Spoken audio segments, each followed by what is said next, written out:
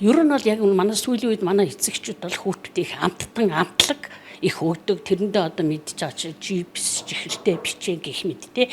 Мөн манай хүүхдүүдийн бол ногоо бол нэг иддэггүй.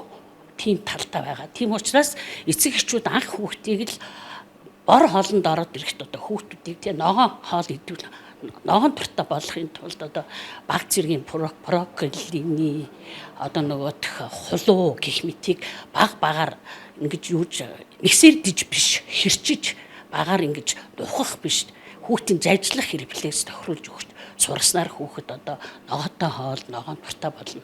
Эцэгчүүд бол ерөнхийдөө одоо манайхны эцэгчүүд бол яг тэр болгон цэцэрлэг дээр хэрглэж байгаа шиг тэр хоолыг гэртээ хүүхдэд бол тусдаа хоол хийдгүү. Өөрсдийн л нөгөө л хэргэлдэг одоо урил те мах. Тэгэл одоо яг хэрглэж байгаа хүнсэнд хэрглэж байгаа ногоо бол одоо сүүлийн манай хүмүүсийн хэрэглэнд бол баг төмснөөс өөр төрлийн ногоо бол нарийн ногоо могоо зэрэг бол нэг сайн хэрэглэхгүй байгаа. Тийм учраас цэцэгчүүд хүүхдийг аль болохоор ногоотой хоол идүүлэх, дээр нь жимсийг төрөл бүр. Гэхдээ жимс чинь бас төрөл бүрдээ янз хэрэглэх хүүхдэд тохирсон жимс идүүлэх хэрэгтэй. Дээр нь нөгөө сүү, тарг гэх мэтийг маш сайн хүүхдэд өгч явах хэрэгтэй дээ.